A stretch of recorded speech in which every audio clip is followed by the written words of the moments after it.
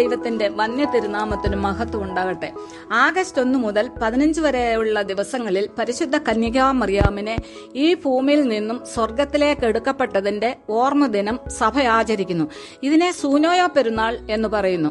മരണവേദനയുടെ യാതൊരു ചേഷ്ടയും കൂടാതെ മാതാവ് നിദ്രയിലായി. യഹൂദ മതാചാര പ്രകാരം സ്ലീഹന്മാർ ഗതസമൻ തോട്ടത്തിൽ മാതാവിനെ കബറിൽ വെച്ചു. ദൈവപുത്രന് മാംസരക്തങ്ങൾ നൽകിയ മാതാവിന്റെ ശരീരത്തിന് ദ്രവത്വം സംഭവിക്കരുതെന്ന് യേശു തമ്പുരാൻ ആഗ്രഹിച്ചു. കബറിൽ അടയ്ക്കപ്പെട്ട പരിശുദ്ധ അമ്മയുടെ മൃതശരീരത്തിലേക്ക് മശിഹ ജീവൻ തിരിച്ചുകൊടുത്തു. ആ ദിവ്യശരീരം പ്രകാശത്തിന്റെ രഥത്തിൽ വഹിക്കപ്പെട്ട് പർദീസായിലേക്ക് ആനയിക്കപ്പെട്ടു. പരിശുദ്ധ മറിയം ആരായിരുന്നു? അന്ന യൂയാക്കിമിന്റെ വളരെ കാലത്തെ പ്രാർത്ഥനയ്ക്ക് ശേഷം ലഭിച്ച മകളാണ് മറിയം.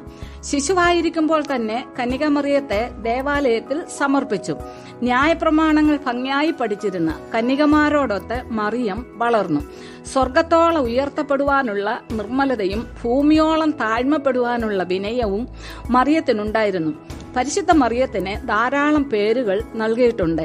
ദൈവമാതാവെ, അനുഗ്രഹിക്കപ്പെട്ട കന്യക, നിത്യകന്യക, സാക്ഷിപ്പെട്ടകം, എരിയുന്ന മുൾപ്പടർപ്പ്, അഹ്റോന്റെ തളിർത്ത വടി, ഇങ്ങനെ ധാരാളം പേരുകൾ പരിശുദ്ധ മറിയത്തിനുണ്ട്.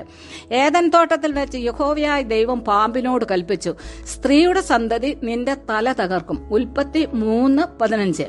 ഹവ്വായെ വഞ്ചിച്ച സാത്താന്റെ തലയെ തകർക്കുവാൻ ദൈവപുത്രൻ മറിയത്തിൽ നിന്നും മനുഷ്യപുത്രനായി. യഹോവയായ ദൈവം തന്റെ പുത്രന്റെ മാതാവാകാൻ പരിശുദ്ധ മറിയത്തെ തെരഞ്ഞെടുത്തു. ഈ വിവരം ദൈവം തന്റെ ഗബ്രിയേൽ മാലാഖയിലൂടെ മറിയത്തെ അറിയിച്ചു.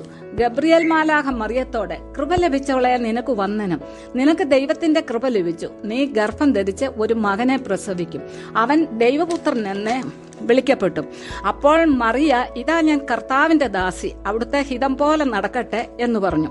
മറിയം പിതാവാൻ ദൈവത്തിന്റെ ഇഷ്ടപുത്രിയും പുത്രനാൻ ദൈവത്തിന്റെ മാതാവും പരിശുദ്ധ റൂഹായുടെ മണവാട്ടിയും ആയിത്തീർന്നു. പരിശുദ്ധ മറിയത്തിന്റെ താഴ്മ നിമിത്തം സകല പരിശുദ്ധന്മാരെക്കാൾ ഉപരിയായി സ്ഥിതി ചെയ്യുന്നു. കന്യകമറിയം ഗർഭിണിയെന്ന് യഹൂദാജനം അറിഞ്ഞതു മുതൽ യേശുവിന്റെ ക്രൂശ് മരണം വരെയും സഹനത്തിലൂടെ കടന്നുപോയി. യേശുവോടൊത്ത് സഹകരിച്ച് സ്വർഗം പോകി. പാപികളുടെയും രോഗികളുടെയും ദുഃഖിതരുടെയും മധ്യസ്ഥയായി അമ്മ യേശുവോടൊത്ത് സ്വർഗത്തിൽ വസിക്കുന്നു. സാത്താന്റെ തലയെ തകർത്ത സന്തതിയെ പ്രസവിച്ചവളാണ് പരിശുദ്ധ കന്യകാമറിയം. ലോകരക്ഷകനെ പ്രസവിച്ച മാതാവേ, നിന്റെ സഹായം അപേക്ഷിക്കുന്ന സകല മക്കളിലെയും ഓർത്തുകൊള്ളണമേ. പുത്രനോട് ഞങ്ങൾക്ക് വേണ്ടി അപേക്ഷിക്കണമേ. ഏവർക്കും വാങ്ങിപ്പ് പെരുന്നാളിന്റെ എല്ലാ മംഗളങ്ങളും നേരുന്നു. ദൈവം നമ്മെ എല്ലാവരെയും അനുഗ്രഹിക്കട്ടെ.